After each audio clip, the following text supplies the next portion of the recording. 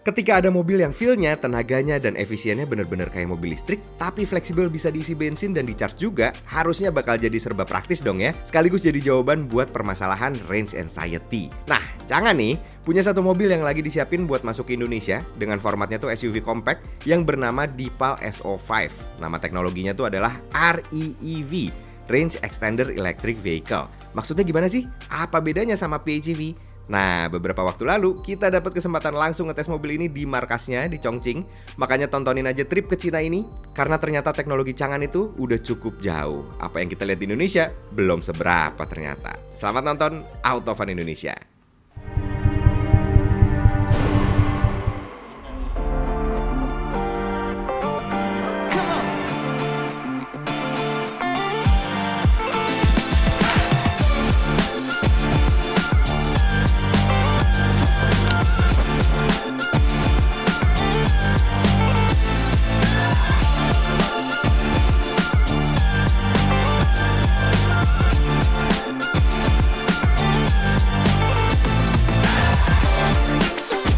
Nah, jadi hari ini adalah jadwal kita untuk ngetes mobilnya yang bakal masuk Indonesia nggak lama lagi, yaitu adalah Changan Deepal SO5. Waktu itu sebenarnya udah sempat dipamerin, tapi hanya dilihatin eksteriornya aja, interiornya belum dibuka, dan waktu itu adalah versi yang REEV yang confirm untuk masuk.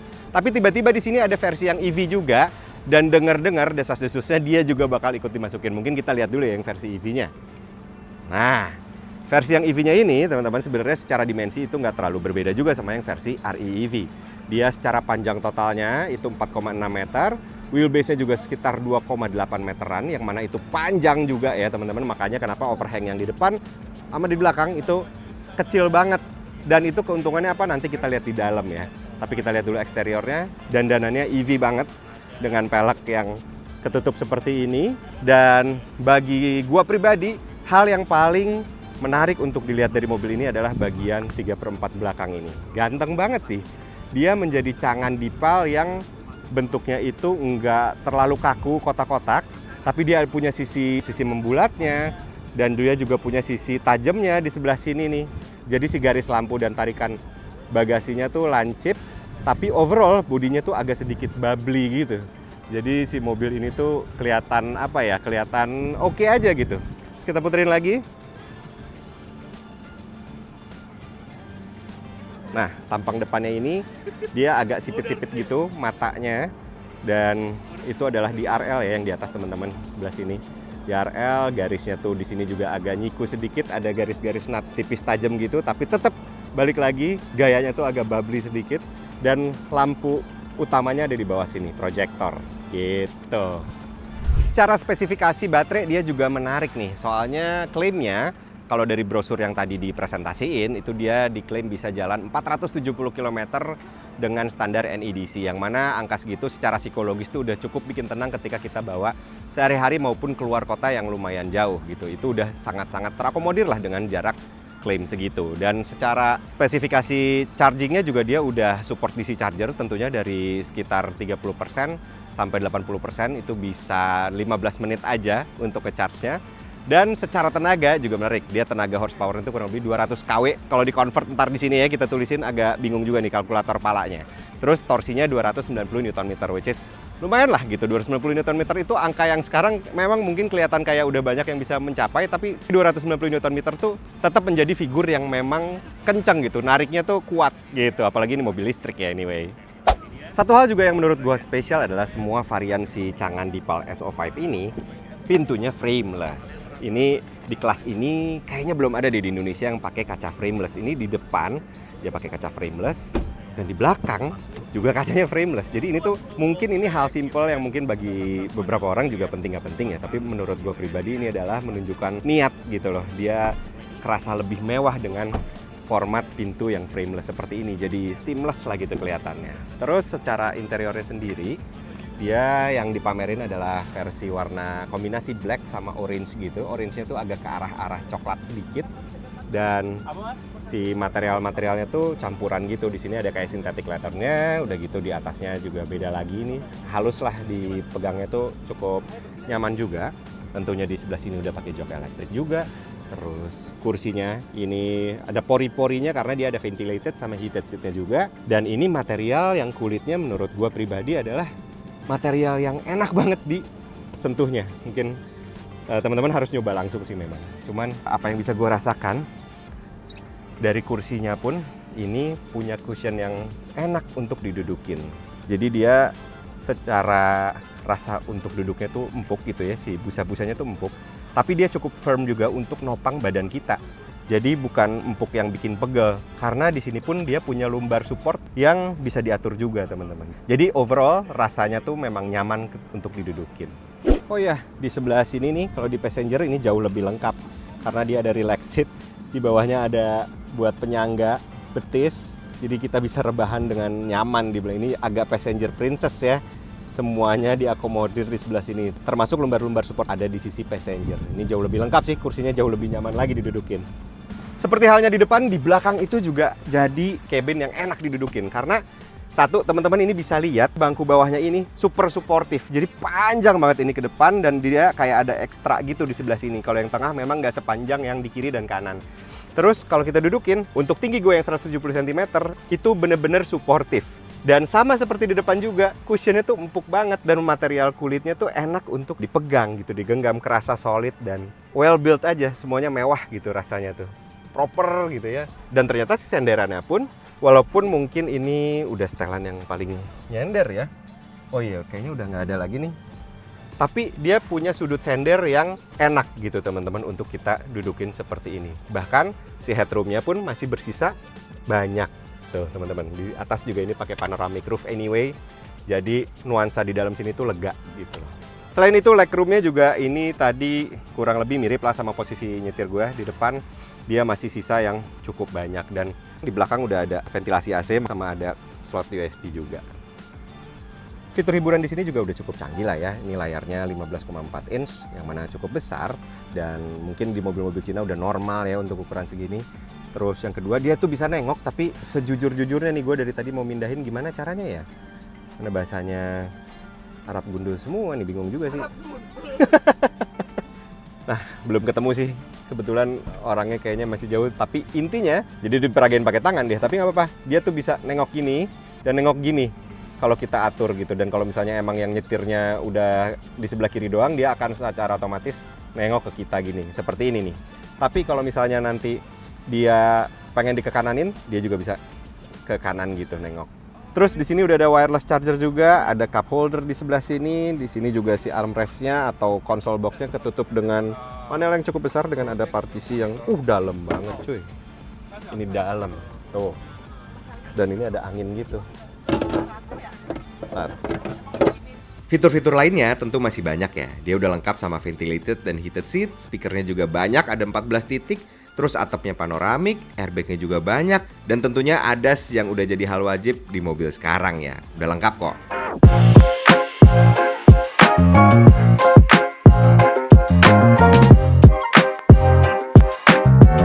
Geser ke sesi berikutnya, kita diajak test drive si Deepal SO5. Tapi yang versi EV duluan nih ya.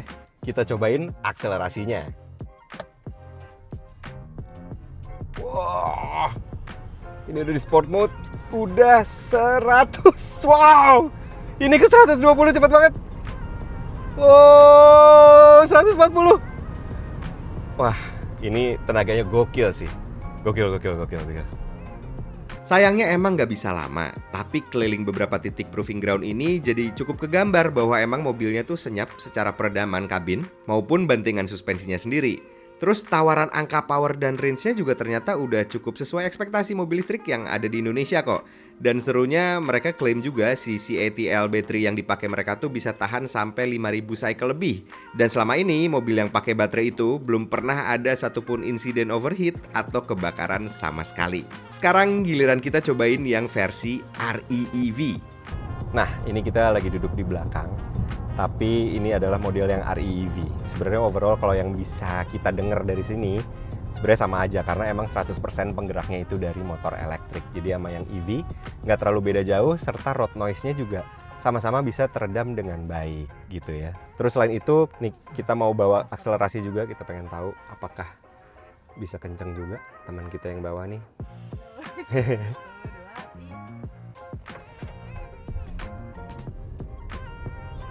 Oh, agak sedikit perbedaan tuh, tadi ada deknya sedikit. Tapi untuk nyampe ke... Oh, ini lo gaspol nggak? Iya, Mentok. habis. Oke, jadi kalau tadi yang BEV kita gaspol, itu dia nyampe ke 140 km per jam tuh bisa lebih cepat di titik yang kurang lebih sama lah. Tadi dia baru di sekitar 120-an sampai 130-an kan ya. Kalau yang si REV ini. Tapi overall ya mobilnya tetap aja jengak juga teman-teman, ini pasti kencang juga ya. Setelah sesi nebeng ini sebenarnya kita sempat nyetir juga, dan ternyata rasanya memang agak sedikit lebih berat aja. Mungkin karena gendong lebih banyak komponen ya, tapi larinya tetap instan kok. Dan itu jadi nilai jualnya sebuah REV. Karena bedanya dengan PHEV, teknologi ini tuh bener-bener digerakin 100% pakai motor elektrik. Mesinnya tuh cuma jadi generator dengan RPM yang statis kalau lagi nyala, dan baterainya sendiri tuh kapasitasnya cukup besar. Jadi dengan kondisi penuh, kita tuh bisa jalan 170 km sendiri tanpa bantuan mesin nyala sama sekali. Nah, bedanya sama teknologi e-power misalnya gitu ya, mobil yang ini tuh tetap bisa di-charge parsial selain diisi bensin. Sementara e-power itu kan nggak bisa di-charge secara parsial. Jadi ya bisa banget ini mobil diperlakukan kayak EV gitu ya buat muter-muter di dalam kota sehari-hari. Tapi pas keluar kota, kita tuh nggak perlu worry karena bisa diisi bensin gitu.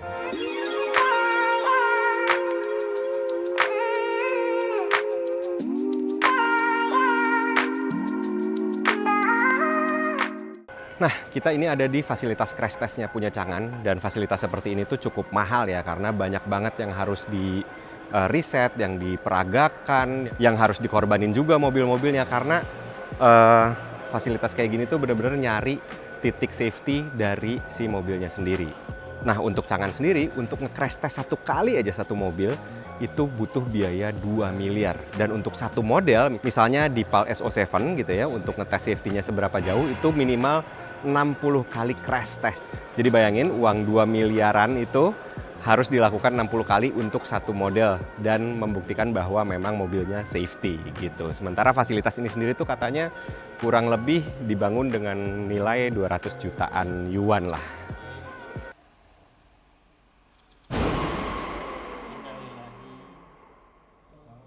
Nah, kurang lebih begini nih kondisinya setelah ditabrakin. Objek yang dibentur itu miring 30 derajat, besi keras banget tuh di belakangnya, dan crash test ini spesifik buat ngelihat fungsi airbag driver. Makanya sisanya nggak diaktifin. Tapi yang bisa kita lihat, handle pintunya tuh pop up secara otomatis ya, dia ngebuka. Crumple zone-nya juga ngelipet tanpa ngerusak pilar dan kaca. Dan kalau ngelihat data Euro NCAP sama UNCAP sih, mobil ini dapat bintang 5 ya. Gak sampai di situ, kita diajak juga ngelihat sebagian R&D center Changan yang majang banyak banget mobil termasuk sub-brand mereka yang premium. Kalau sebelumnya kita pergi ke Dipal Center yang kemarin itu, di sini adalah R&D centernya dari Changan. Jadi nyaris semua brand akan ada di sini, dan ini di depan dipajang mobil konsep yang super streamline, gokil sih. Tapi di dalamnya itu banyak line up mobil lagi. Di depan sini yang langsung dipamerin adalah Avatar. Yang mana Avatar ini merupakan sub-brandnya dari Changan, khusus luxury, dan line up-nya tuh keren-keren. Ini ada Avatar 12, ini Grand Coupe. So, dia bentuk punggungnya itu khas banget Grand Coupe, seperti itu. Nah, kayak apa ya, fastback atau shooting brake. Dan ini sebuah shape yang jarang-jarang ya diaplikasi di mobil Cina. Dan ini adalah mobil yang cukup canggih. Dia kayak spionnya pakai kamera, dalamnya seperti ini nih. Super futuristik ya. Bisa lihat di situ spionnya pakai layar, display semua nih di tengah. Sampai ke kanan display lagi. Dan kalau kita buka, oh, kalau nggak salah ini ada bisa otomatis nih. Ntar ya, coba kita tes. Woi, pintunya nutup sendiri. Yang ini Royal Edition anyway ini. Dan tadi pakai vakum ya nutupnya, jadi pengen lagi sekali lagi coba. Set. Gokil.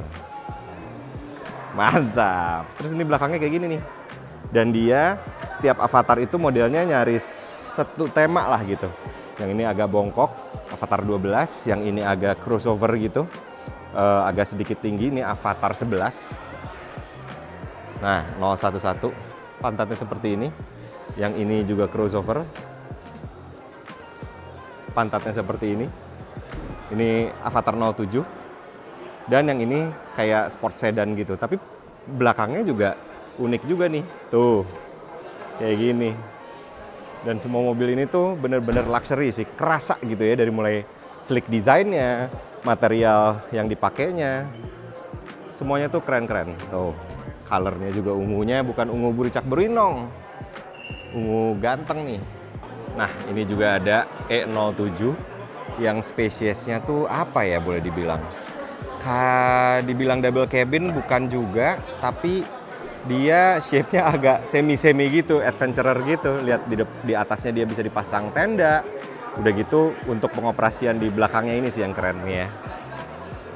Nah, ini bisa kebuka parsial dan dia kaca atasnya tuh ngebuka gitu untuk ngakomodir masuk barang-barang. Jadi besar gitu. Ini harusnya panel bawahnya juga bisa kebuka sih, atau full kebuka gitu ya. Ini shape-nya salah satu yang apa ya, mungkin cukup cyberpunk juga ya untuk di era sekarang, mobil dengan shape seperti ini keren sih. Tuh, oke. Kalau lagi di showroomnya yang di Cina, Deepal itu udah banyak banget ragamnya. Jadi dia ada luxury SUV, ini big SUV gitu ya, panjang, udah gitu dia juga modelnya REEV yang satu ini SO9, dan dia luxury, dalamnya tuh bener-bener 3 baris, besar, ada TV besar, udah gitu captain seat, dan yang sebelah sini adalah Deepal G318, ini juga REEV tapi bentuknya super rugged, dan ini sih gokil ya, warnanya tuh terang gitu, kuning, jadi kayak ala-ala Jurassic Park gitu ya si tema-temanya, udah gitu di atas ada lampu-lampunya segala, ada lampu sorot, udah gitu sebelah sini adventurous banget gitu gayanya, dan pelaknya sama bannya juga udah kasar nih. Ini mobil walaupun dia sebuah REV tapi dandanannya boxy dan konvensional gitu teman-teman, karena dia masih pakai konde di belakangnya, dan ini nunjukin dia adalah sebuah adventurer sejati aja gitu ya dari segi desainnya.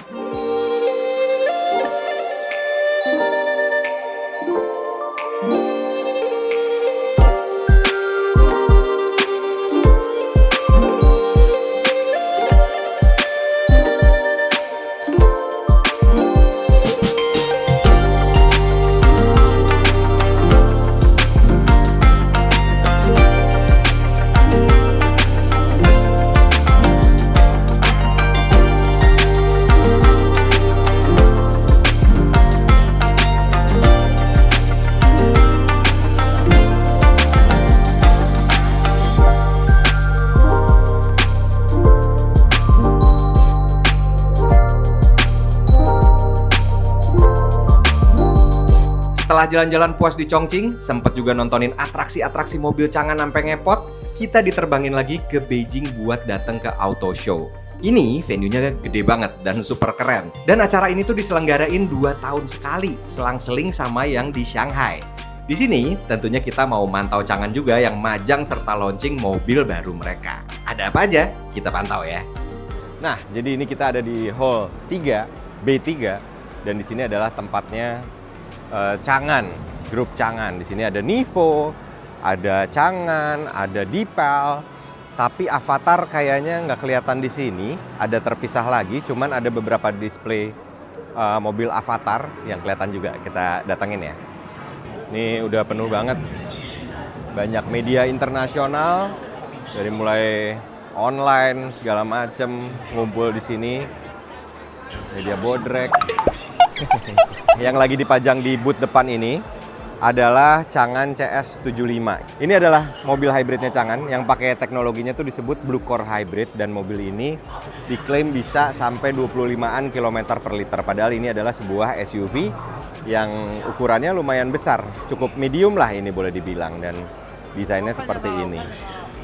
Terus ada juga yang sempat kita cobain waktu kemarin, Ido HEV. Ini bisa 33 km per liter, tapi ini adalah sebuah sedan yang mana mungkin hari ini di Indonesia lagi nggak terlalu populer ya si sedan tuh ya. Terus kita geser lagi, sini ada displaynya Avatar 12. Avatar 12 itu adalah sebuah Grand Coupe yang kemarin kita lihat di R&D Center juga, dan ini mobil salah satu mobil yang ganteng pol, karena lihat punggungnya itu dia kayak bongkok gitu, terus ketutup panel. Di atasnya panoramic roof, dan Ini teknologinya gokil juga. Ini full EV, ada yang REV juga. Ini interiornya keren banget sih teman-teman. Lagi ada orang di dalamnya. Terus kita geser lagi, ada beberapa line up Nivo. Ini ada Nivo A06, ini juga sebuah sedan. Ini kap motornya atau bagasi ya kalau di sini. Dia bisa dibuka secara otomatis. Jadi pakai electric mechanism gitu. Dipencet dia ngebuka, dan ini hal yang cukup jarang sih ya. Ada di mobil-mobil zaman sekarang, dan teknologinya Changan, dia tuh pakai sensor lidar gitu. Jadi cukup canggih sih ADAS-nya. Ini sebuah teknologi yang cukup dibanggakan lah oleh Changan. Terus ini adalah Deepal L06. Dia merupakan sebuah liftback juga. Spoilernya tentu ini bisa otomatis kebuka gitu teman-teman. Dan ini boleh dibilang adalah sebuah sport sedan lah ya. Terus di belakang ini adalah mobil yang kemungkinan besar bisa masuk ke Indonesia. Walaupun di sini under brand-nya namanya Nivo. Tapi mungkin ketika masuk Indonesia dia akan dinamain Changan sesuatu kali ya. Ini QO7 ini adalah sebuah SUV yang cukup besar, tapi dia 5-seater. Tuh, dia 5-seater dengan bagasi yang super besar. Tapi kabin belakangnya gokil, gede banget. Sudut recline-nya bisa serebah ini, udah gitu legroom-nya besar, lantainya rata. Dan ini super mewah juga, karena lihat deh dari pewarnaannya, ada meja lipat segala, udah gitu pakai panoramic roof yang besar banget.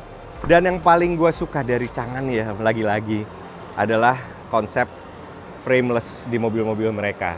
Bahkan di sebuah SUV sekalipun, ini sesuatu yang membuat si mobil tuh jadi kelihatan lebih mewah gitu ya. Dan jarang diaplikasi di brand-brand Cina lain, tuh lihat. Nih seperti ini dalamnya.